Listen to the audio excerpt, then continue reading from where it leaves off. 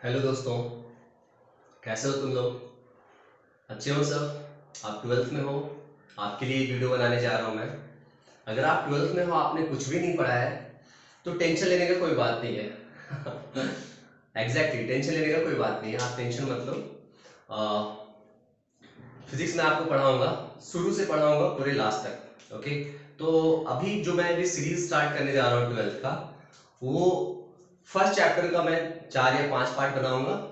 उसके क्वेश्चंस करेंगे हम लोग। उसके बाद सेकंड चैप्टर का 4-5 बनाऊंगा, थर्ड चैप्टर का, एंड ऐसे हमारा चलेगा। तो आज की वीडियो में हम लोग फर्स्ट चैप्टर अभी हम लोग करने जा रहे हैं, इलेक्ट्रोस्टैटिक्स। ठीक है, अभी इस चैप्टर में हम लोग फर्स्ट पार्ट में देखते हैं कहां तक होता है, इसमें हम करेंगे। उसके बाद आगे हम लोग डिस्कस करेंगे सेकेंड पार्ट। ओके, चलिए हम लोग स्टार्ट करते हैं। ओके, सो सबसे पहले जो यहाँ नाम है इलेक्ट्रोस्टैटिक्स, इसको हम ध्यान से देखते हैं। क्या है यहाँ पे? इलेक्ट्रोस्टैटिक्स। ठीक है, देखिए इसको ध्यान से। अगर इस इलेक्ट्रोस्टैटिक्स को अगर आप स्प्लिट करते हैं, क्या करते हैं? स्प्लिट करते हैं। तो आप स्प्लिट करते हो, दो पार्ट में आपको दिख रहा है, इलेक्ट्रो एंड स्टैटिक्स। इलेक्ट्रो का मतलब है इलेक्ट्रॉन से, इलेक्ट्रॉन का मतलब है चार्ज से, और स्टैटिक्स का मतलब है रेस्ट। ठीक है, क्लियर हो गया? तो this is the branch of physics. ये ब्रांच ऑफ फिजिक्स है जिसमें हम चार्जेस के बारे में पढ़ेंगे जब वो रेस्ट पे होंगे। क्या उनके बारे में पढ़ेंगे हम लोग? उनके बारे में पढ़ेंगे कि वो फोर्सेस कैसे एक्सर्ट करते हैं, चार्जेस कैसे शेयर करते हैं, इलेक्ट्रिक फील्ड कैसे अप्लाई करते हैं, है ना, एंड इलेक्ट्रिक पोटेंशियल उनका कैसे निकालेंगे हम लोग, है ना। बहुत कुछ हम लोग पढ़ेंगे। फर्स्ट ट्वेल्थ का जो फर्स्ट टू चैप्टर जो है, इन्हीं को हम बोलते हैं इलेक्ट्रोस्टैटिक्स, बिकॉज चार्जेस यहाँ पे मूव नहीं कर रहे होते हैं। जब चार्जेस मूव करेंगे तो उनको हम कुछ और बोलेंगे, वो थर्ड चैप्टर में होता है, उसको हम इलेक्ट्रोडायनेमिक्स हम बोल सकते हैं। बट इलेक्ट्रोस्टैटिक्स अभी हम लोग को फर्स्ट टू चैप्टर्स में भी करना है। ओके, तो इस चैप्टर में हम लोग को क्या पढ़ना है? इसमें पढ़ना है हमें चार्ज एट रेस्ट पे हमें पढ़ना है। तो चार्जेस के बारे में हमें डिटेल्स में पढ़ना है। और एक बात हम लोग समझ लेंगे कि रेस्ट पे मतलब इसका जो वेलोसिटी है वो क्या है? जीरो है। वेलोसिटी जीरो का मतलब इसका एक्सेलरेशन क्या है? जीरो है। इन्हीं के बारे में अभी हम लोग पढ़ने जा रहे हैं। ओके, तो चलिए स्टार्ट करते हैं हम लोग। सबसे पहला जो टर्म यहां पे आता है चार्ज। ठीक है, सबसे फर्स्ट टर्म जो यहां पे आता है वो आता है चार्ज। चार्ज का एक सबसे पहला चीज आता है यहाँ पे। तो सबसे पहले एक छोटा सा चीज समझ लो यहाँ पे आप लोग कि चार्ज को हम कैसे डिनोट करते हैं। या तो कैपिटल क्यू से डिनोट करते हैं, या तो हम स्मॉल क्यू से डिनोट करते हैं। अब चार्ज क्या होता है नहीं होता है, ये बच्चों का चीज है, वो बताने का जरूरत आपको नहीं है। तो चार्ज का आप समझना चाहते हैं, इसका दो टाइप आप समझोगे। या तो ये पॉजिटिव होता है, या तो ये नेगेटिव होता है। या तो चार्ज पॉजिटिव होता है, या तो चार्ज नेगेटिव होता है। ओके, तो अगर चार्ज पॉजिटिव होगा तो हम ऐसे लिखेंगे प्लस क्यू, और नेगेटिव होगा तो लिखेंगे माइनस क्यू। स्मॉल क्यू ज्यादा हम यूज करते हैं, कैपिटल क्यू भी हम यूज करते हैं। ओके ओके, चार्ज के बारे में हमने सीख लिया। इसके बाद हम एक छोटा सा चीज सीखेंगे कि दुनिया का सबसे छोटा पॉजिटिव चार्ज क्या होगा। दुनिया का सबसे छोटा पॉजिटिव चार्ज क्या होगा, एंड दुनिया का सबसे छोटा नेगेटिव चार्ज क्या होगा। उनसे और छोटा कुछ नहीं होगा। तो जब भी हम ये बात करते हैं सबसे छोटा पॉजिटिव चार्ज, है ना, जो जिसका उससे और छोटा कम चार्ज नहीं हो पाएगा, उसको हम बोलेंगे चार्ज ऑफ प्रोटॉन। क्या बोलेंगे? Charge of proton. प्रोटॉन का चार्ज। तो प्रोटॉन का चार्ज पॉजिटिव में सबसे छोटा चार्ज होता है, एंड नेगेटिव में सबसे छोटा चार्ज होता है किसका? आप लोग खुद समझ गए होंगे, इलेक्ट्रॉन का। इलेक्ट्रॉन का, है ना। तो प्रोटॉन का सबसे पहले हम समझते हैं कि चार्ज कितना होता है। तो उससे पहले हम यहां समझ लेते हैं कि ये जो चार्ज है, इसको हम मेजर करने के लिए हम यूज करते हैं एसआई यूनिट, यूज करते हैं कूलम। क्या यूज करते हैं? कूलम करते हैं, है ना। एक साइंटिस्ट है जिसने लॉ दिया था, कूलम्स लॉ करके, तो उसी के ऑनर में हम यूज करते हैं कूलम, सी लिखते हैं। इसके बारे में थोड़ा सा हम लोग डिस्कस करेंगे, है ना, कि ये जो कूलम है वो है बिग यूनिट है, बहुत बड़ा यूनिट है ये। मतलब ये कूलम का चार्ज बहुत बड़ा चार्ज होता है। तो इनको हम छोटे छोटे यूनिट्स में हम यूज करेंगे। तो कूलम के जो स्मॉलर यूनिट्स हैं, छोटे छोटे जो यूनिट्स हैं, उनको हम अभी चेक करते हैं कि क्या क्या है। जैसे हो गया milli coulomb, MC, milli coulomb. Milli coulomb हम किनको बोलेंगे? 10 to the power of -3 coulomb को हम बोलेंगे मिली कूलम। ओके, उसी तरह से होता है यहाँ पे micro coulomb, mu C. Micro coulomb हम किसको बोलेंगे? 10 to the power of -6 coulomb को। ये ज्यादा यूज होता है माइक्रो कूलम यहाँ पे। ठीक है, उसके बाद आप समझ सकते हो पिको कूलम भी ज्यादा यूज नहीं, मतलब यूज होता है 10 to the power -12 coulomb. Okay, तो आपको दिख रहा होगा यहाँ पे कि कूलम जो होता है बहुत ही बड़ा यूनिट होता है। कभी भी आपको क्वेश्चन में दिया रहेगा तो दो चार्ज का जो चार्ज है वो कूलम में नहीं दिया होगा, हमेशा आपके बुक में जो दिया रहेगा वो किस में दिया रहेगा, माइक्रो कूलम में दिया रहेगा, या मिली कूलम में, या पिको कूलम में। कभी कभी नैनो कूलम भी यूज करते हैं, एनसी। नैनो कूलम का मतलब आपको पता है 10⁻⁻⁹ कूलम। ओके, अब इस चार्ज के बारे में आगे हम लोग जो पढ़ रहे हैं अब यहाँ देखते हैं थोड़ा सा, ठीक है, कि हम जो बात करें चार्ज ऑफ प्रोटॉन का, सबसे छोटा पॉजिटिव चार्ज जो हम बात करें, इससे और छोटा कोई पॉजिटिव चार्ज एग्जिस्ट नहीं करता है बेसिकली। ओके, तो चार्ज ऑफ प्रोटॉन अगर हम बात करते हैं तो इसको ऐसे लिखते हैं, प्लस ई लिखते हैं, और इलेक्ट्रॉन का चार्ज हम क्या लिखते हैं, माइनस ई लिखते हैं। ओके, सो प्रोटॉन का चार्ज हम लिखेंगे 1.6 इंटू 10⁻⁻⁹ कूलम। सी का मतलब कूलम। ओके, और यहाँ इसका चार्ज अगर हम लिखेंगे इलेक्ट्रॉन का तो हम बस माइनस दे देंगे, उतना ही होता है जितना प्रोटॉन का उतना ही इलेक्ट्रॉन का भी चार्ज होता है, बट एक का पॉजिटिव चार्ज होता है, एक का नेगेटिव चार्ज होता है, बस इतना ही छोटा सा डिफरेंस है। ओके, चलिए, charge of proton and charge of electron भी आपको समझ में आ गया। तो आप खुद देख सकते हैं कि एक प्रोटॉन में चार्ज कितना कम होता है ना, कूलम के टर्म्स में। ओके, ये कूलम के टर्म्स में कितना कम होता है।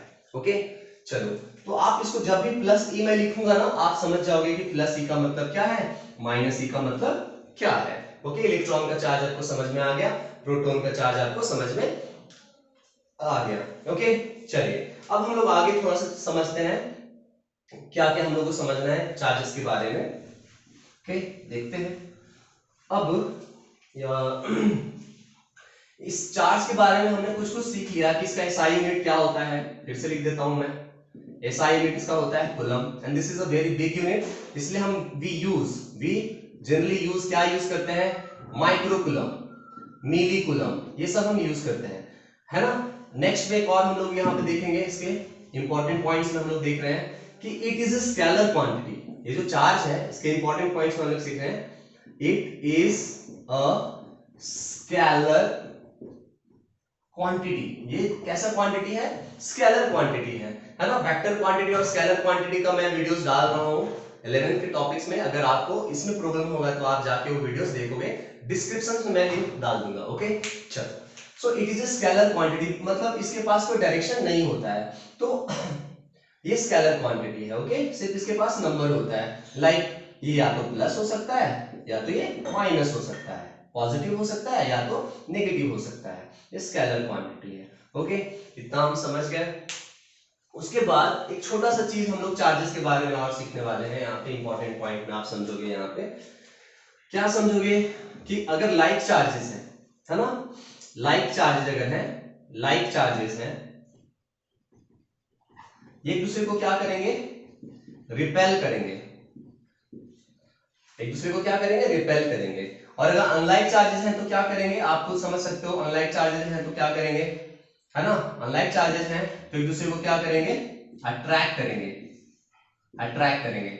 रिपेल करने का मतलब क्या है, सपोज ये प्लस चार्ज है और ये प्लस चार्ज है, कूलम्स लॉ में हम इसको डिटेल्स में पढ़ेंगे। अगर ये प्लस चार्ज है और ये प्लस चार्ज है तो पॉजिटिव, एक पॉजिटिव चार्ज दूसरे पॉजिटिव चार्ज को क्या करेगा, रिपेल करेगा। रिपल्सन का मतलब होता है एक फोर्स इधर लगाएगा, ये फोर्स इधर लगाएगा। अगर नेगेटिव नेगेटिव भी दोनों हैं, सेम चार्ज होने चाहिए, तो ये भी रिपल्सन लगाएगा, ये इधर फोर्स लगाएगा, इधर फोर्स लगाएगा, तो इसको हम बोलते हैं रिपल्सन। अनलाइक चार्जेस में भी हम लोग थोड़ा समझते हैं कि अनलाइक चार्जेस में हो क्या रहा है। देखिए यहाँ पे, सो अनलाइक चार्जेस में क्या होगा, यहाँ पे अगर ये प्लस चार्ज है और ये माइनस चार्ज है तो ये क्या करेगा, एक दूसरे को अट्रैक्ट करेगा। अट्रैक्ट करना मतलब फोर्सेस ऐसे होंगे, है ना, फोर्सेस इस तरह से होंगे यहाँ पे अट्रैक्शन में, या फिर ये नेगेटिव है और ये पॉजिटिव, अनलाइक चार्ज हो गया तो फोर्सेस ऐसे रहेंगे यहाँ पे। ओके, सो ये इसको इधर अट्रैक्ट कर रहा है और ये इसको इधर अट्रैक्ट कर रहा है। तो ये छोटा सा चीज आप बचपन में पढ़ चुके हो, यहाँ मैं आपको रिमाइंड करवा दे रहा हूँ। ओके, कि लाइक चार्जेस होंगे तो रिपल्सन होगा, अनलाइक चार्जेस होगा तो क्या होगा, अट्रैक्शन होगा। ओके, चलिए अब हम लोग आगे बढ़ते हैं। नेक्स्ट हम लोग सीखेंगे यहाँ पे कि अब हम चार्जेस को हम पॉइंट चार्ज क्यों बोलते हैं। कभी कभी हम यहाँ पे चार्जेस को हम पॉइंट चार्ज बोलते हैं, तो हमारा टॉपिक जो है वो है पॉइंट चार्ज। पॉइंट चार्ज का मतलब क्या है, बेसिकली आपको समझना क्या है, आपके दिमाग में ये समझना है कि पॉइंट चार्ज का मतलब होता है छोटा charge, small charge. Point charge का मतलब होता है छोटा चार्ज, स्मॉल चार्ज। ओके, ये आपको समझना है, पॉइंट साइज का ये आपको समझना है कि चार्ज एकदम छोटा सा ऐसे चार्ज है, यहाँ एक छोटा सा चार्ज है, बट डेफिनेशन में हमें क्या समझना है, आप एज्यूम कीजिए कि ये जो चार्जेस है वो एक स्फीयर के जैसा है, यहाँ पे एक स्फीयर के जैसा है। अब स्फीयर के पास मान लो चार्ज है जो भी है, सपोज प्लस क्यू है, यहाँ पे भी है प्लस क्यू है। अब ये दो स्फीयर्स के बीच में अगर डिस्टेंस हम ले रहे हैं, सपोज ये डिस्टेंस d है और ये जो चार्जेस हैं जो स्फीयर मैंने लिया इनका रेडियस r है, तो अगर इनके बीच का जो डिस्टेंस है, अगर इनके बीच का जो डिस्टेंस है अगर ये बहुत बड़ा है, मच ग्रेटर देन, बहुत बड़ा है as compare to their dimension, मतलब इन चार्जेस का जो भी इनका डायमेंशन है, जो भी इनका रेडियस है ना, उससे अगर इनके बीच का जो सेपरेशन है, दो चार्जेस के बीच का सेपरेशन अगर मान लो बहुत बड़ा है as compare to their dimension, dimension का मतलब क्या है, रेडियस, आप बता सकते हो उसका वॉल्यूम कितना है, मतलब रेडियस। सो अगर dimension much greater than radius है तो आप समझ जाना, क्या समझोगे आप लोग कि पक्का वो पॉइंट चार्जेस है। तो पॉइंट चार्ज का कॉन्सेप्ट आपको बेसिकली क्या समझना है कि छोटे चार्जेस है, वो कैसे चार्जेस है, छोटे चार्जेस है, ठीक है, पॉइंट शेप के चार्जेस है। लेकिन आपको डेफिनेशन में क्या देना है कि if the dimension of the charge bodies, dimension का मतलब size of the charge bodies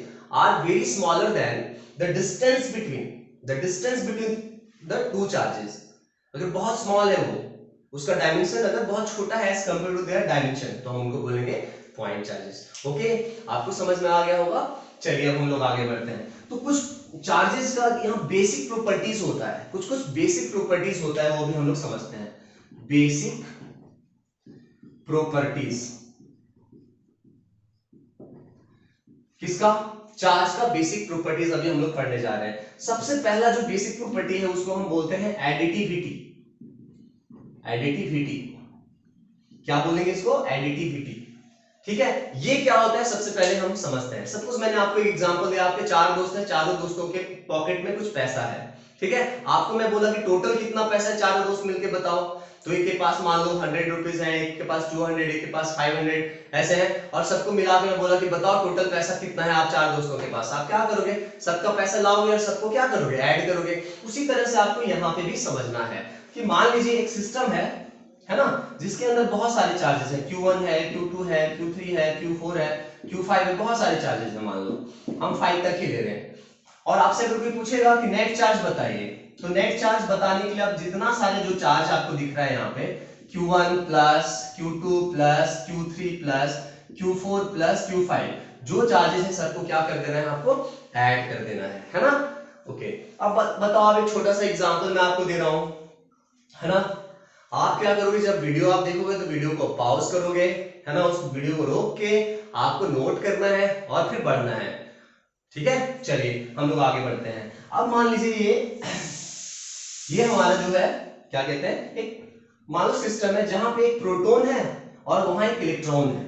तो आपको जस्ट मैंने थोड़ी देर पहले बताया कि एक प्रोटॉन का जितना चार्ज होता है इलेक्ट्रॉन का भी उतना ही होता है, बट माइनस में होता है ना। तो अगर मैं बोलता हूं टोटल चार्ज बताइए, तो आप इस प्रॉपर्टी का यूज करेंगे, है ना, किसका, एडिटिविटी प्रॉपर्टी का आप यूज करेंगे।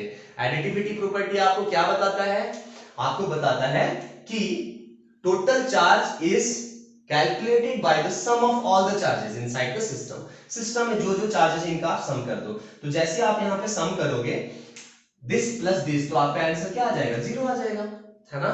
डायपोल के केस में भी यही होता है, डायपोल में हम लोग आगे पढ़ेंगे कि होता क्या है। तो पहला प्रॉपर्टी आपको समझ में आ गया, एडिटिविटी क्या होता है कि किसी भी सिस्टम के अंदर अगर चार्जेस बहुत सारे हैं, कुछ चार्जेस हैं कुछ चार्जेस नहीं है, अंदर जो है अगर हमें मान लो टोटल हमें चार्ज निकालना है, उसके टोटल कितना चार्ज है, तो जितने सारे चार्जेस हैं उनको सम कर दो, जो प्लस है उनको प्लस रखना है, जो माइनस है उनको माइनस रखना है ना।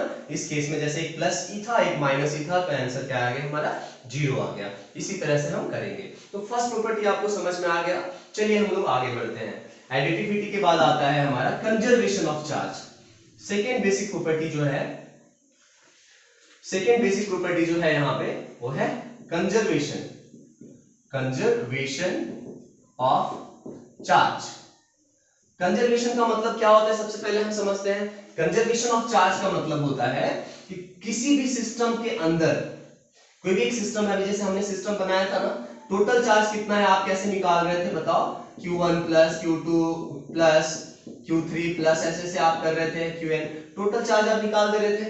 अब अगर ये सिस्टम आइसोलेटेड सिस्टम है, आइसोलेटेड सिस्टम का मतलब है कि ऐसा सिस्टम जिसको बाहर से, सिस्टम के अंदर के अलावा बाहर से इनको किसी से कोई मतलब नहीं है, मतलब बाहर से चार्जेस अंदर नहीं जाएंगे, अंदर से जो चार्ज है वो बाहर नहीं जाएंगे।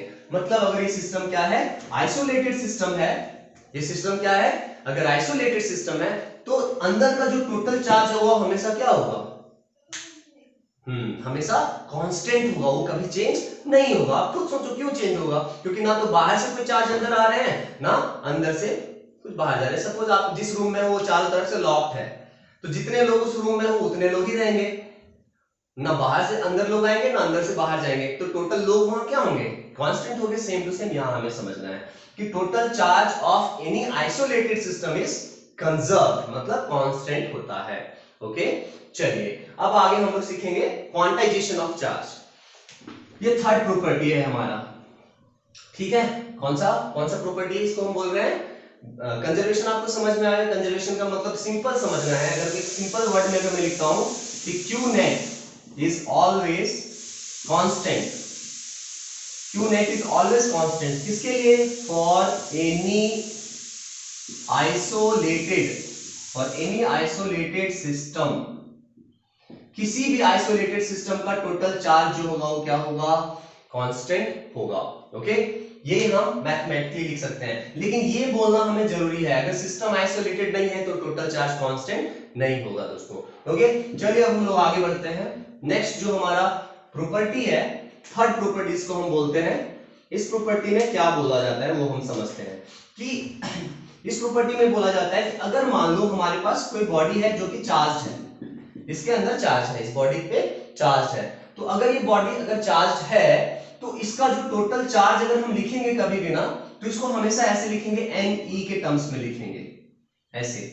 ये आपको पता है कि या तो चार्ज ऑफ इलेक्ट्रॉन है या तो चार्ज ऑफ प्रोटॉन है। तो छोटा, सबसे छोटा चार्ज इसको हम बोलते हैं बेसिक यूनिट ऑफ चार्ज, इसको हम बोलते हैं, क्या बोलते हैं, बेसिक यूनिट ऑफ चार्ज। मतलब इससे और छोटा कोई चार्ज नहीं होता है, इसको हम E बोलते हैं, बेसिक यूनिट ऑफ चार्ज इसको हम बोलते हैं, ठीक है। इस E को हम बोलते हैं सबसे छोटा चार्ज, ठीक है। अब देखिए यहाँ पे आप लोग N इज इक्वल टू, जो हम N यहाँ ले रहे हैं ना, वो कोई एक इंटीजर है। इंटीजर का मतलब क्या होता है, +-1, +-2, +-3 एंड सो ऑन, या तो पॉजिटिव इंटीजर या तो नेगेटिव इंटीजर। मतलब अगर मैं यहां लिखता हूं Q = 2E तो ये स्टेटमेंट सही है, बट अगर मैं यहां लिखता हूं Q = -3E तो ये भी स्टेटमेंट सही है। लेकिन अगर मैं यहां लिख रहा हूं Q मैं लिखता हूं मान लो 3/2E, देखो ऐसे अगर मैं लिख रहा हूं Q = 3/2E तो आप बोलोगे कि सर ये इक्वेशन जो है, सॉरी सर नहीं भैया बोल सकते हो, आप दोस्त बोल सकते हो कि Q = क्या 3/2E, तो ये जो होगा वो पूरा पूरी क्या हो जाएगा, गलत हो जाएगा। क्यों गलत हो जाएगा, बिकॉज E से पहले जो होना चाहिए यहाँ पे वो एक इंटीजर होना चाहिए, या तो 3 या तो 2 या तो 1000 ऐसे होना चाहिए, डेसिमल में कोई नहीं होना चाहिए, कोई फ्रैक्शन में नहीं होना चाहिए वहां पे। इसी को हम बोलते हैं क्वांटाइजेशन ऑफ चार्ज।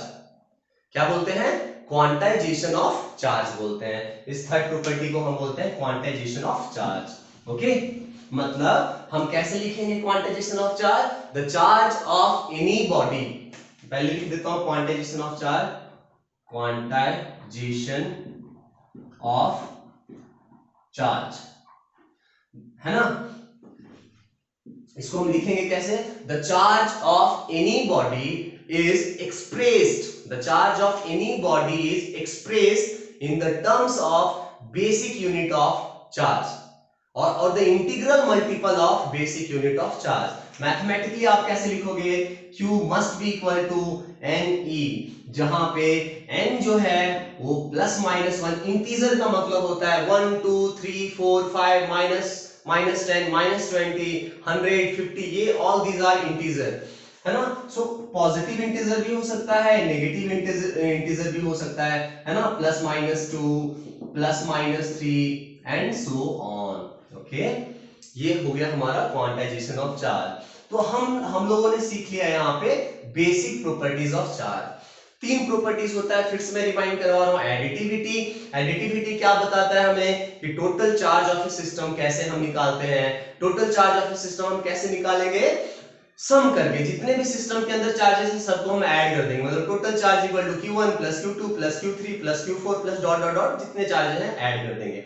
इसमें हमें एक छोटा सा चीज है जो कि ध्यान रखना है। क्या ध्यान रखना है, जो चार्ज प्लस है उसे प्लस लेना है, जो चार्ज माइनस है उसे हमें माइनस लेना है। ओके, जैसे मैंने एग्जांपल दिए थे, किसी सिस्टम में एक प्लस ई है और एक माइनस ई, एक प्रोटॉन है और एक इलेक्ट्रॉन है, तो टोटल चार्ज क्या हो गया था, यहाँ पे 0 हो गया था, है ना। तो उसी तरह से हम लोग यहाँ पे निकालेंगे एडिटिविटी ऑफ चार्ज का। सेकेंड प्रॉपर्टी जो है वो है एक कंजर्वेशन ऑफ चार्ज है। सेकेंड प्रॉपर्टी जो है क्या है, कंजर्वेशन ऑफ चार्ज। अब ये कंजर्वेशन ऑफ चार्ज क्या है कि किसी भी आइसोलेटेड सिस्टम, यहां बोलना बहुत इंपॉर्टेंट है। आइसोलेटेड सिस्टम का मतलब क्या होता है, एक ऐसा सिस्टम जिसमें बाहर से कोई लेना देना नहीं है, बाहर वाले अंदर नहीं आ सकते, अंदर वाले बाहर नहीं जा सकते। ये सिंपल डेफिनेशन है आपको समझने के लिए। आइसोलेटेड सिस्टम के अंदर कोई भी जितने भी चार्जेस हैं वो अगर जितने हैं वो हमेशा उतने ही रहेंगे, वो चेंज नहीं हो सकता है। Total charge is constant when the system is isolated, है ना। अगर शुरू का चार्ज 0 है तो बाद में भी वो 0 होगा उस सिस्टम के लिए। क्यों, क्योंकि वो सिस्टम आइसोलेटेड है। ओके, चलिए इसी को हम बोलते हैं conservation of charge. Now and the third property क्या है हमारा, quantization of charge. Quantization of charge क्या होता है, किसी भी बॉडी का चार्ज, हाँ किसी भी बॉडी का चार्ज अगर हम एक्सप्रेस करना चाहते हैं, किसी भी बॉडी का चार्ज अगर हम एक्सप्रेस करना चाहते हैं तो हम लिखेंगे Q is equal to NE। Q is equal to लिखेंगे हम NE, और N यहाँ पे क्या होगा, पॉजिटिव और नेगेटिव इंटीजर है वो। ओके, और E क्या है हमें पता है, basic unit of charge. Basic unit of charge का मतलब क्या होता है कि सबसे छोटा चार्ज, उसी को हम बोल रहे हैं यहाँ पे बेसिक चार्ज। ओके, या तो प्लस ही या तो माइनस ही। तो इससे जो क्वेश्चंस आते हैं वो कैसे आते हैं मैं आपको समझा रहा हूं। देखो यहाँ पे कैसे क्वेश्चंस आते हैं। सपोज आपको दिया है कि find the number of electrons in 1 coulomb, मतलब चार्ज दे दिया 1 coulomb, charge equal to 1 coulomb. आपसे पूछ रहा है कि find the number of electrons या number of protons in 1 coulomb. आपसे ये पूछ रहा है कि 1 कूलम में बताइए आप लोग कि कितने नंबर ऑफ प्रोटॉन्स होंगे या कितने नंबर ऑफ इलेक्ट्रॉन्स होंगे। तो Q को हम क्या लिखेंगे, ये लिखेंगे Q equal to NE is equal to क्या लिखेंगे 1। So N is equal to क्या हो गया 1 बाय E। समझ में आ रहा है आप लोगों को, बिकॉज दे रखा था Q इक्वल टू E और हमें क्वांटाइजेशन से पता है Q इक्वल टू NE। तो N जो है यही आपको क्या देगा, नंबर देगा। अब 1 1 है और E का वैल्यू हमें पता है 1.6 into 10 to the power of -19। अब इसको हम सॉल्व कर देंगे, इसको पूरा हम सॉल्व करेंगे तो ऑलमोस्ट आएगा 6.25 into 10 to the power of 18 electrons और protons. Same number of electrons होंगे और सेम नंबर ऑफ प्रोटॉन्स होंगे। ओके, इतना होंगे, ये आप सॉल्व करोगे तो आपको पता चल जाएगा। बस आपको डिवाइड करना है 1 divide by 1.6 into 10 to the power -19, तो आपका इतना आएगा, इतने नंबर ऑफ इलेक्ट्रॉन्स होंगे। तो देख लो आप लोग, मैंने आपको शुरू में बोला था ना कि कूलम जो है वो एक बड़ा सा यूनिट है। तो जब बड़ा सा यूनिट है मतलब एक कूलम में कितने इलेक्ट्रॉन्स है आप देख लो खुद से यहाँ पे कि 6.25 into 10 to the power of 18 electrons है या 18 प्रोटॉन्स है। Same number of electron same number of protons होंगे। ओके, चलिए अब हम लोग आगे बढ़ते हैं। तो मैंने बता दिया यहाँ पे कि थर्ड क्वांटाइजेशन का क्या यूज होता है। अब हम लोग आगे बढ़ते हैं। हाँ, अब बात आता है कि किसी भी बॉडी को हम चार्ज कैसे करते हैं। तो हमारा टॉपिक है चार्जिंग। टॉपिक हमारा है charging of a body. Topic is charging of a body. किसी भी बॉडी को हम कैसे चार्ज करेंगे। ओके, बहुत सिंपल है ना। जैसे मान लो, बहुत सिंपल एग्जांपल दे रहा हूं आपको, है ना। आपके दोस्त के पास मान लो 1000 रुपीज है और आपके पास 0 रुपीज है। आपका पॉकेट पूरा खाली है, आपके दोस्त के पास पॉकेट भरा हुआ है ना, मतलब 1000 रुपीज है उसके पास। अब मैं बोलता हूं कि आपके पास भी पैसे आने चाहिए, तो दोस्त क्या करेगा, उसके पास 1000 रुपए हैं, आपके पास एक भी रुपया नहीं है, तो दोस्त क्या करेगा, बोलेगा ले कुछ तू पैसा रख ले, तो उसके पास भी कुछ मींस पैसा बच गया और उसके पास दूसरे दोस्त के पास भी कुछ पैसा चला गया। इसका मतलब क्या है कि यहाँ पे हम सेम रूल अप्लाई करेंगे कि मान लेते हैं यहाँ एक अनचार्ज बॉडी है, मतलब इसके पास मान लो चार्ज है, और यहाँ पे जो बॉडी है वो चार्ज नहीं है, मतलब इसका चार्ज क्या है, 0 है। अब इन दोनों, ये बॉडी चार्ज है और ये बॉडी अनचार्ज है, अब इन दोनों को हम चार्ज करेंगे तो इनके बीच में जो है एक ऐसा हम रॉड डाल देते हैं जो कि कंडक्शन रॉड है, या दोनों को टच करवा देना है हमें, मतलब इन दोनों के बीच में एक फिजिकल कांटेक्ट जरूरी है ना, फिजिकल कांटेक्ट यहाँ पे जरूरी है, मतलब चार्जेस तभी शेयर होंगे, ये चार्ज तभी इसको देगा, कुछ चार्ज अपना रख लिया, कुछ चार्ज इसको दे दिया, है ना। तो मान लेते हैं कि एक स्पेशल केस में ले रहा हूं, ठीक है। स्पेशल केस का मतलब है कि अगर ये बॉडी और ये बॉडी आइडेंटिकल है, मैं फिर से रिपीट कर रहा हूं यहाँ पे, ये बॉडी और ये बॉडी अगर आइडेंटिकल है तो इसका मतलब है इस बॉडी में जितना चार्ज है और इस बॉडी में जितना चार्ज है अगर शेयर होगा तो इक्वल होगा, मतलब चार्जेस अगर बटेगा तो इक्वल बटेगा। ओके, वो कैसे बटेगा देख लेता हूं मैं यहाँ पे। तो मैं ले रहा हूं यहाँ पे प्लस क्यू है, यहाँ पे प्लस प्लस प्लस, कितने प्लस आपको दिख रहे हैं, 1 2 3 4 5 6 प्लस। अब जैसे चार्ज शेयर होगा तो इसमें कितने चार्जेस हो गए, प्लस 6 क्यू हो गए, इसको हम बोलेंगे प्लस 6 क्यू हो गए। अब चार्ज बटेगा तो इसको 2 से आप डिवाइड कर दो, है ना, तो 6q/2 अगर हम करेंगे तो क्या आएगा, यहाँ पे 3q आएगा, तो 3q इसके पास रहेगा और 3q इसके पास चला जाएगा, यहाँ पे 3q इसके पास चला जाएगा। तो देख लो आप चार्जेस शेयरिंग करना सीख लिए, है ना, ये बहुत इंपॉर्टेंट कॉन्सेप्ट है कि चार्ज कैसे शेयर होता है, समझ गए आप लोग ये कैसे शेयर होता है। तो ये स्पेशल केस है, क्या स्पेशल केस है आप समझ रहे हो यहाँ पे कि when the bodies are identical मतलब सेम साइज और शेप होना चाहिए, अलग अलग साइज अलग अलग शेप नहीं होना चाहिए। आइडेंटिकल मतलब इसका जितना रेडियस इसका उतना ही रेडियस, तो आइडेंटिकल हो गया, तो इसमें जितना चार्ज है वो इक्वल बढ़ जाएगा। एक और एग्जांपल अगर मैं आपको देता हूं तो आप समझ सकते हो अच्छे से। क्या है एग्जांपल दे रहा हूं मैं कि मान लीजिए यहाँ पे ऐसा है, इसके पास मान लेते हैं कि 4q चार्ज है और इसके पास मान लेते हैं कि -8q चार्ज है। देखो यहाँ पे अब थोड़ा सा क्वेश्चन ट्विस्ट कर दे रहा हूं मैं यहाँ पे, इसके पास 4q चार्ज है और इसके पास -8q चार्ज है ना। अब हम क्या करने वाले हैं, इन दोनों बॉडीज को हम क्या करने वाले हैं, कनेक्ट करने वाले हैं। मैंने कनेक्ट कर दिया, इन दोनों बॉडीज को मैंने कनेक्ट कर दिया, किससे मैंने कनेक्ट कर दिया, एक कंडक्टर से मैंने कनेक्ट कर दिया। तो अब क्या होगा, चार्जेस इक्वली बढ़ना चाहिए, है ना।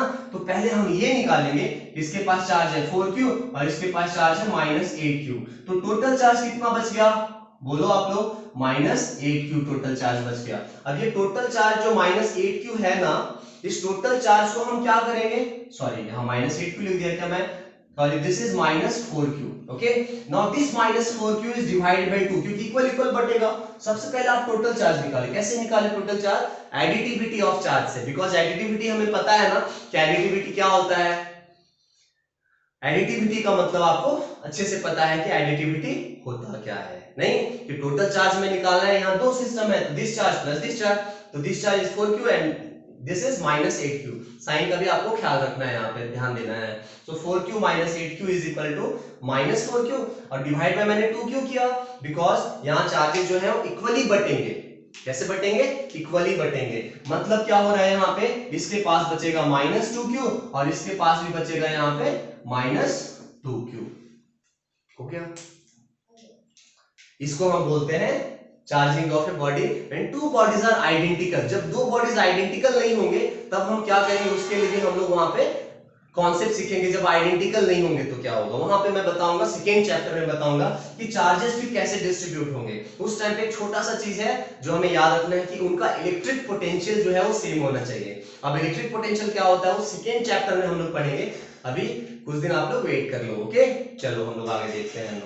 अब चार्जिंग ऑफ ए बॉडी में आपने सबसे पहले समझ लिया चार्जिंग बाय कंडक्शन। आपने सबसे जो पहला अभी जो आप सीख रहे थे वो क्या था, चार्जिंग बाय कंडक्शन। कंडक्शन से आपने चार्जिंग सीख लिया। अब जो सेकेंड वाला जो चीज अभी हम लोग सीखेंगे वो है सीखेंगे चार्जिंग बाय फ्रिक्शन। मतलब दो बॉडीज, एक बॉडी अनचार्ज है दूसरा बॉडी चार्ज है, कोई फर्क नहीं, दो बॉडीज को बस ऐसे से आप फ्रिक्शन कर दो, रगड़ दो, आप रबड़ मींस रब कर दो, है ना। ऐसे ऐसे जब दो बॉडीज को आप रगड़ोगे, उनके बीच में रब होगा, जब रबिंग होगा तो क्या होगा, एक बॉडी से चार्ज ट्रांसफर होकर दूसरे बॉडी में चला जाएगा, है ना। गर्मी के दिनों में जब ठंडे के दिनों में जब हमें गर्मी लगती मींस ठंड लगती है, ठंड के दिन में जब हमें ठंड लगती है तो गर्मी के लिए हम क्या करते हैं, इन दोनों हाथ को ऐसे ऐसे करते हैं, तो थोड़ी देर के बाद हम देखते हैं कि अपना हाथ क्या हो जाता है, पूरा गर्म हो जाता है ना। सेम टू सेम वहां पे भी होता है, ओके, कि चार्जेस जो है एक दूसरे से क्या होते हैं, वहां पे ट्रांसफर होते हैं, यहां से वहां ट्रांसफर होते हैं। तो एक बॉडी पॉजिटिव चार्ज होता है, एक बॉडी नेगेटिव चार्ज होता है। तो कौन सा बॉडी पॉजिटिव चार्ज होगा और कौन सा बॉडी नेगेटिव चार्ज होगा, वो भी थोड़ा सा हम लोग सीख लेते हैं। यहाँ पे देखिए, यहाँ पे क्या हो रहा है, यहाँ पे फ्रिक्शन के टाइम, तो मान लो ये बॉडी और ये बॉडी दोनों को हम रब कर रहे हैं, रबिंग चल रहा है यहाँ पे, ठीक है, रबिंग। तो जब रब हम कर रहे हैं, तो अगर मान लो यहां से इलेक्ट्रॉन्स मतलब नेगेटिव चार्जेस, इसके सरफेस से नेगेटिव चार्जेस जो है ट्रांसफर होकर इसमें चले गए, कहां चले गए, दूसरे वाले बॉडी में चले गए, तो ये नेगेटिव चार्ज हो जाएगा, इसमें क्या भर जाएगा, नेगेटिव चार्ज हो जाएगा, एंड इसमें क्या हो जाएगा, इसमें जो बचेगा वो क्या हो जाएगा, पॉजिटिव चार्ज बचेगा इसमें। क्यों, क्योंकि ये इलेक्ट्रॉन लूज किया है, जो भी सब्सटेंस इलेक्ट्रॉन को छोड़ता है उसके पास पॉजिटिव चार्ज बच जाता है, और जिसको वो दे रहा है वो उसमें क्या बच जाता है कि उसमें क्या हो जाता है, नेगेटिव चार्ज हो जाता है। बहुत सिंपल है ना। ये रबिंग का हो गया केस। एंड लास्ट जो है, लास्ट केस में उसको हम बोलते हैं चार्जिंग बाय इंडक्शन। अभी हम पढ़ रहे हैं चार्जिंग ऑफ ए बॉडी।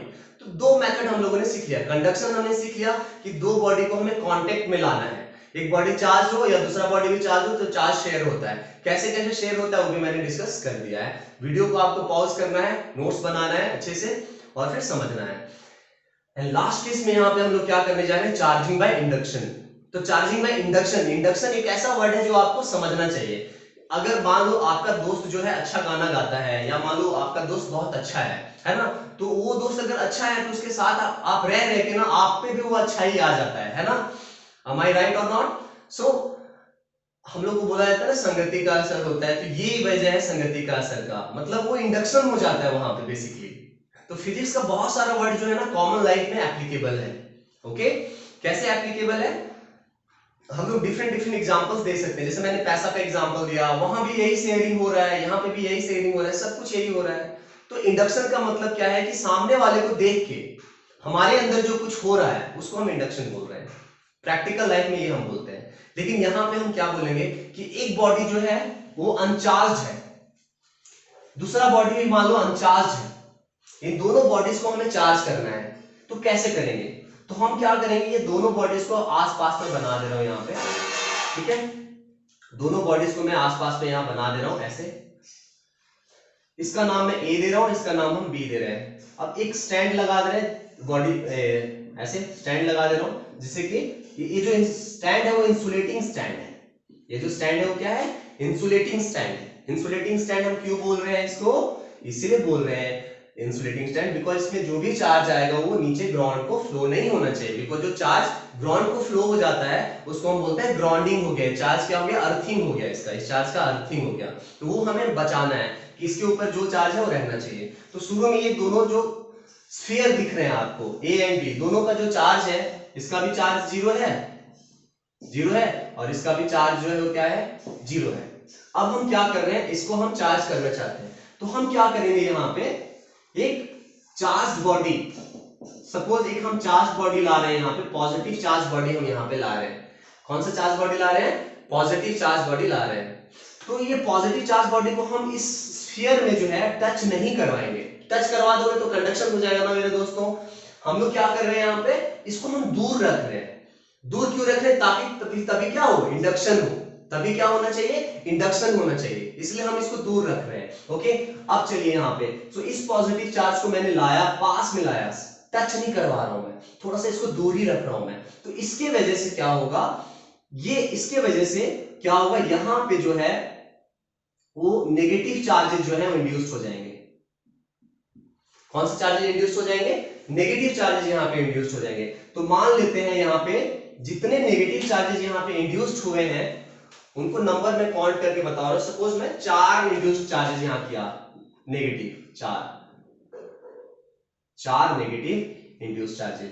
तो दोनों का चार्ज शुरू में कितना था हमें पता है, 0 था। अब एग्जैक्टली इसमें उतने number of positive charges generate हो जाने चाहिए। क्यों?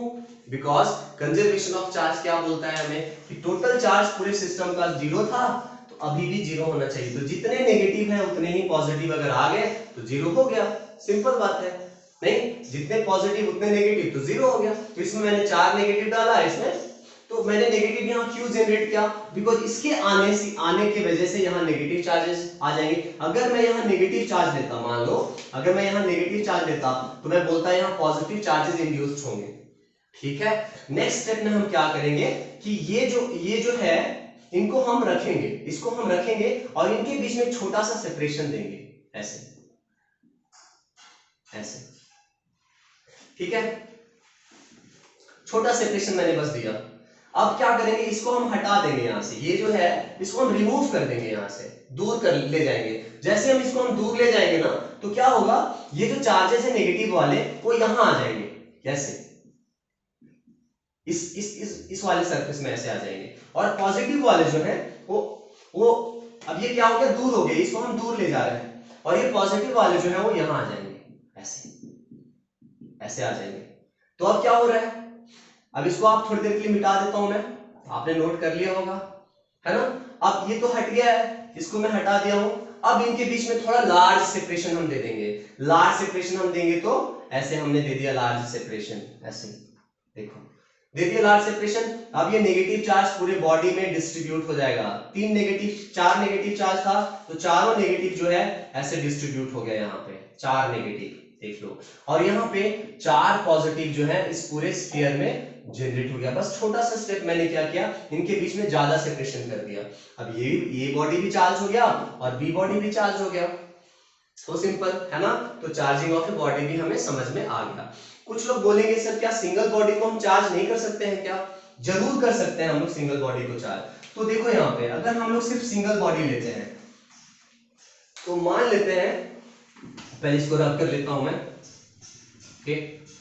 अब अगर मान लो मैं सिंगल बॉडी ले रहा हूं, यहाँ पे suppose this is single body, okay, इस बॉडी का नाम ए है। अब फिर से हम वही करेंगे, मान लो मैं यहाँ क्या कर रहा हूं, नेगेटिव चार्ज ला रहा हूं इस बार।